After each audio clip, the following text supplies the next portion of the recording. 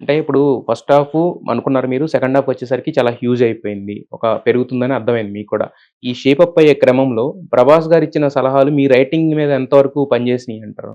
సలహాలు in the sense ఆయన energy ఇస్తారు. హ్మ్. డార్లింగ్ నీలో ఈ టాలెంట్ ఉంది డార్లింగ్. నువ్వు స్క్రీన్ ప్లే సూపర్ రాస్తావు. హ్మ్. అసలు ఈ సీన్ భలే రాసావు. హ్మ్. ఇలా ఇలా రాస్తే గనక అదిరిపోద్ది. హ్మ్. ఇలాగ మనకు బూస్టప్ ఇస్తారు. హ్మ్. అంతేగాని ఏ సీన్ రాయాలో చెప్పరు. హ్మ్.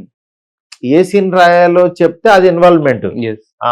ఇప్పుడు రాయడానికి కావాల్సిన ఎనర్జీ ఇవ్వటం. హ్మ్. ఆ ఎనర్జీలో అబ్బా! ఇంత పెద్ద స్టార్ మనల్ని పొగుడుతున్నారంటే మనం రాస్తాం. హ్మ్.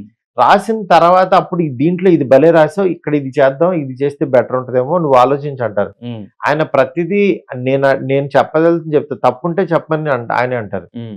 అందువల్ల ఇలాగే చేయండి. ఇదే కావాలని మాత్రం ఎప్పుడు అనరు. హ్మ్. అందువల్లని ప్రతి డైరెక్టర్ ఆయనతో వర్క్ చేసిన వాళ్ళు చాలా కంఫర్ట్ ఉంటారు. హ్మ్. హ్మ్.